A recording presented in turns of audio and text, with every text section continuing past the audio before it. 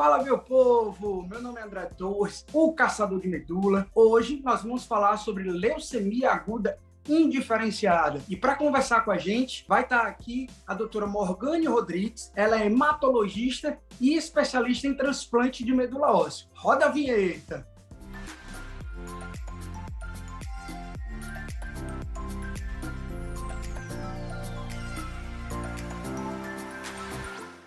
Doutora Morgane, primeiramente eu quero agradecer, em nome da TV Abrale, por ter topado estar aqui com a gente, estar batendo esse papo sobre um tema que muitas vezes não é tão comentado, mas é muito importante. E eu já quero dar as boas-vindas para você. Muito obrigado, tá, doutora? Mas, para a gente já tentar contextualizar o nosso tema de hoje, eu queria que a senhora explicasse bem rápido, assim, de forma bem resumida, o que é a leucemia. Eu também tenho que agradecer pelo convite, eu estou muito feliz e honrada, né? Eu e o André, a gente já está num caminho aí há alguns anos, né?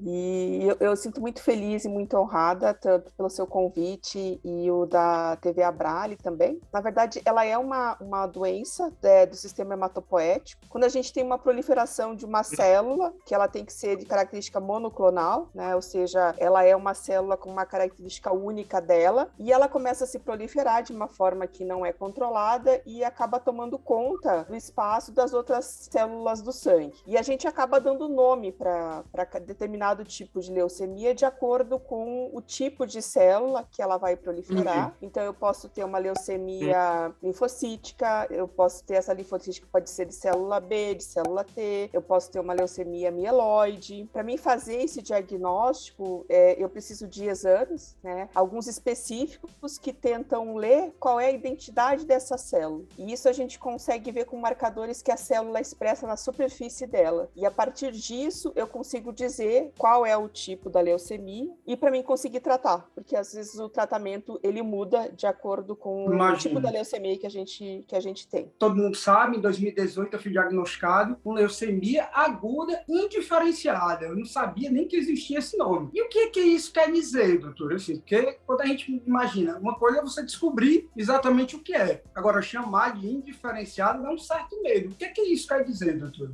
Quando eu não tenho nenhum marcador, nem de célula linfóide, nem de célula mieloide, ou seja, essa célula, ela é muito imatura ainda, ela ainda não se diferenciou. Então eu não vejo na superfície da célula dela aquelas coisas que vai dizer, é uma LLAB, é uma LLAT, ou é uma LMA, por exemplo. Eu não vejo. Ela é indiferenciada. E é raro isso acontecer, né? A gente sabe que a maioria... Tá bom. Você acaba sabendo, né? Qual é o tipo da leucemia com nome e sobrenome. O seu não. O seu ficou... Ela foi muito preguiçosa, assim. Ela não quis se diferenciar ainda. Ela não quis saber o que ela ia ser, entendeu? E assim, na época, o pessoal que me diagnosticou ficou meio na dúvida como proceder, né? O protocolo, etc. Mas, por não conseguir identificar, quer dizer que é um mau prognóstico? Você falou que já que é raro, né? Por ela ser rara e a gente ter muito poucos casos para a gente ver, né? O que a gente sabe é desses poucos casos, né? Que são reportados e estudados. Então, coisas que a gente sabe. Geralmente, a tendência é a gente tratar ela com um protocolo mais para o sentido de uma LLA, que foi mais ou menos o que você recebeu, né? Mas não estaria errado você fazer de LMA também, não. Outra coisa, assim, que a gente sempre vê quando a gente vai ver o prognóstico de uma leucemia é uma série de coisas, né? Então, a idade, essa forma de apresentação, algumas características moleculares, citogenéticas. E como ela é mais rara, a gente não tem muito esse tipo de informação. O que a gente sabe é que dos casos que foram tratados, se você não faz um transplante de medula, vai pior, digamos assim. Mas só o protocolo de quimioterapia sem um transplante de medula era assim já uma quase certeza do arrisquível. Sim, provavelmente essa é uma recomendação que a gente tem nesse tipo de leucemia. Outro fato interessante, a gente não tem nenhuma alteração, digamos, citogenética característica dela. Alguma coisa que dê o nome ou que identifique ela. A gente pode ter vários. E no seu caso, eu acho que foi um fato muito, muito, muito positivo que você teve a presença da alteração do cromossomo Filadélfia. E isso foi muito importante porque a gente tem terapia, hoje atualmente terapia, né, focada, alvo para tratar. Então, eu acho que nesse sentido você foi... A gente não fala que a gente tem sorte, né, de ter uma leucemia, mas eu acho que você foi, digamos assim, abençoado no sentido de ter uma alteração que tem tratamento, sabe? E que eu acho que te ajudou muito. A mutação do cromossomo Filadélfia foi bom, você tá querendo dizer isso, assim, para dar um direcionamento. Porque a gente tinha um terapia-alvo. Por exemplo, se você tivesse apresentado um cariótipo complexo, seria pior, né? A gente não tem, assim, um tratamento de uma droga-alvo para isso. E os exames que confirmam a leucemia indiferenciada, né? São os mesmos? São os mesmos, André. Imunofenotipagem, né? Porque é ela que vai ver essa identidade da célula, ela vai conseguir olhar, e quando ela não encontra, ela não vai ver aqueles marcadores que vai dar o nome de célula B, T, mieloide, etc. A citogenética, né? Que a gente vai ver se tem alguma alteração citogenética aí envolvida. Às vezes a gente usa alguns outros exames moleculares também. Mas com isso, sim, a gente consegue ver isso e dizer, é uma célula indiferenciada. Ou às vezes a gente tem leucemias mistas também, que você tem na mesma célula tanto parte linfóide quanto parte mieloide. E os sintomas, doutor? Assim, eu particularmente, eu passei 10, 15 dias com febre, que nem era tão alta, e com dor de cabeça. Foi basicamente isso que me levou para a emergência. Mas eu achava que eu tinha virose. É exatamente isso. Pode ser aqueles quadros mais evoluídos, que tem mancha no corpo, uma parte da plaqueta bem mais baixa. Eu cheguei com baixo, com plaqueta de 39, mas também não era tão baixo. Mas eu estava com 96% de blastos e com 237 mil de leucócitos. Ela se comporta igual LLA, LMA também? Então, assim, geralmente os sintomas que a gente vê variam muito, né? Vai variar de pessoa para pessoa, mas geralmente eles vão refletir que a célula leucêmica, ela ocupou o espaço da medula normal, digamos assim, né? Então, assim, por exemplo, a medula já não tem mais espaço para produzir hemácias, então você tem anemia. Eu diminuo muito as minhas células de defesa no lugar das células blásticas que estão tomando conta. Então, eu fico com a minha imunidade baixa, eu fico com a neutropenia. Então, eu estou sujeito à infecção, a febre, ela pode tomar conta da minha produção de plaquetas também. Então é comum eu ter manchas roxas pelo corpo, ter facilidade para sangrar. Às vezes eu vou no dentista, sangra mais do que o normal. Às vezes pode ter gânglios, isso acontece mais na célula da linhagem linfóide, às vezes pode ter aumento do baço, do fígado, às vezes muito cansaço, fadiga. Assim, eu não consigo dizer se você está tendo uma LLA ou uma LLA pelos sintomas. É porque eu já vi gente ter esses diagnósticos e dizer assim, sentir tão pouca coisa como eu. Não considero que foi esses absurdos de sintomas. Talvez, lógico, se eu demorasse mais uma semana aí eu fosse sentir, né? Mas aí tem pessoas que não têm, tem pessoas que fazem, elas vão atrás, que elas vão fazer um exame de rotina para alguma coisa. Eu vou fazer um procedimento cirúrgico, está programado fazer alguma coisa. Aí faz o exame e o hemograma está alterado. Sim. Aí vê que as contagens estão alteradas, está tudo baixo ou está mais alto. Então isso também pode acontecer, das pessoas não terem sintomas, né? E muito comum na aguda é assim, você tá super bem, por exemplo, hoje, daqui uma semana, 2, você já começar a ter sintomas, né? É aí que mora o perigo, né? Eu não senti nada, eu tava super bem, né?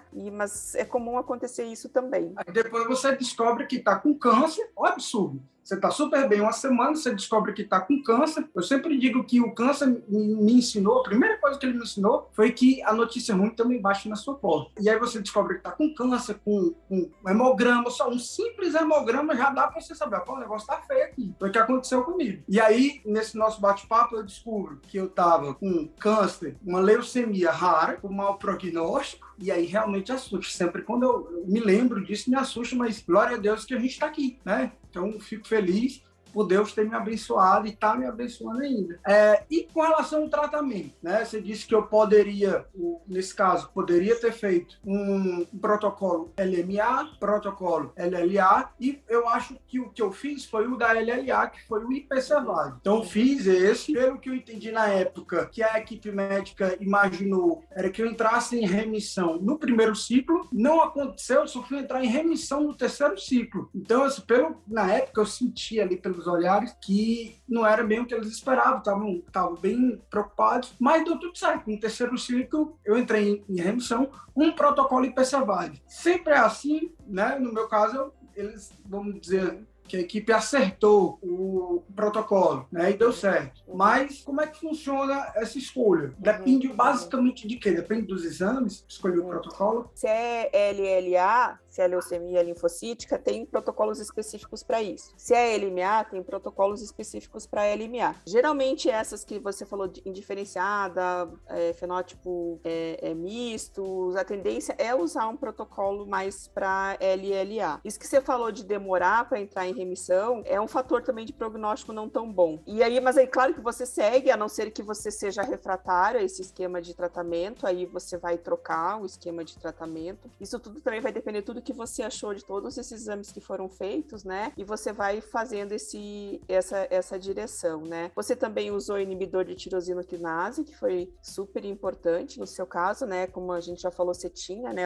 A sua alteração citogenética encontrada aí junto respondeu bem. Na época, o primeiro foi o imatinib, que inclusive tá preocupante aí, foto pelo SUS, mas respondeu super bem. Continuei com ele um bom tempo, e aí foi por dasatinib, e mais recente eu estava usando o nilotinib. Então, assim, respondeu super bem essa parte da mutação. O que me preocupava era se, de repente, eles preferiram direcionar o protocolo com um protocolo LLA, mas aparentemente não entrou em remissão logo. Minha preocupação era ter que começar um outro protocolo e na expectativa que aquele desse certo, né? Então, eu acho que esse talvez seja o principal desafio, né, doutora? Assim, pelo tratamento para ser assertivo. E até o que a gente quer no início, né? A gente fala em remissão, né? Que é quando a gente não vê ou vê o mínimo possível dessas células da leucemia, né? Com o tratamento que foi instituído, né? E aí, claro que você segue depois tratando para evitar que isso volte. E no seu caso, então, já estava super bem indicado, né? O transplante. Então, o que a gente fez, a gente consolidou, né, essa sua resposta, essa sua remissão com o transplante. Tá gostando desse vídeo? Cuida! Se inscreve no canal.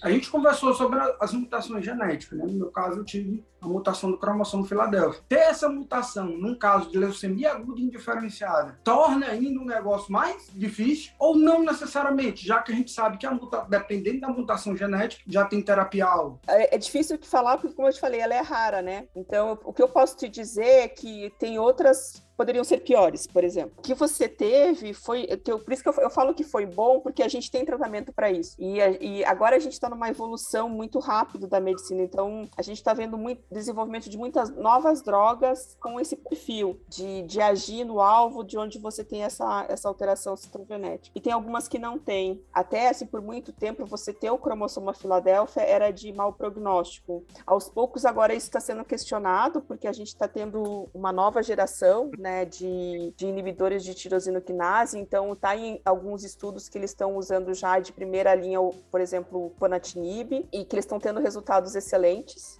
tão importantes e interessantes que eles estão pensando em não ir diretamente para o transplante, para ver se de repente você consegue curar só com a químio e esses novos inibidores. Entendi. Isso é muito bom, porque assim, o transplante veio para realmente dar mais expectativa de vida, né? Assim, tratamento, menor probabilidade de recidiva, isso é muito bom. Mas um transplante é um transplante, né? Primeiro você tem que ter um doador, se não tiver na família, vai buscar no banco de dados e aí fica aquela apreensão, né? Eu que, com o projeto Caçadores de Medula, sei bem o que é isso, até mesmo por ter passado por isso. Então você, de repente, não ter aquela indicação, que foi o meu caso, já no diagnóstico, a gente vai tratar aqui, aí você vai fazer o transplante. Então já é assim, um volume de informações muito grande. Então o que você está dizendo, que a gente tem expectativa de não necessariamente já ter indicação de transplante, é muito bom. Mas eu fico feliz, a gente está se encaminhando aqui para o nosso final, o papo aqui foi muito bom, se eu pudesse a gente ia longe. Mas eu fico feliz por conta do meu diagnóstico, que foi leucemia aguda indiferenciada, tá levantando essa bandeira, que é um diagnóstico muitas vezes que não é falado tanto, que você não tem tanta informação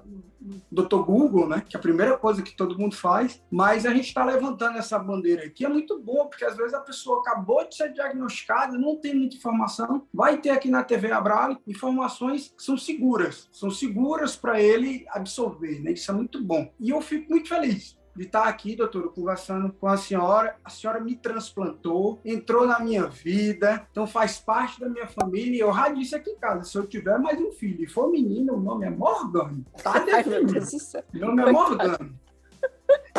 Mas, doutora, já fica aqui o meu agradecimento, o agradecimento em nome da Abrale, da TV Abrale, por mais uma vez estar aqui conosco e ter esclarecido essas dúvidas. São tão importantes, né? E eu queria já que você desse uma consideração final sobre o que você achou e, principalmente, falando de leucemia, para todo mundo estar atento, né? Os principais sintomas, não protelar uma ida ao médico, acho que isso é muito importante. A gente tem que ter uma mensagem positiva, né?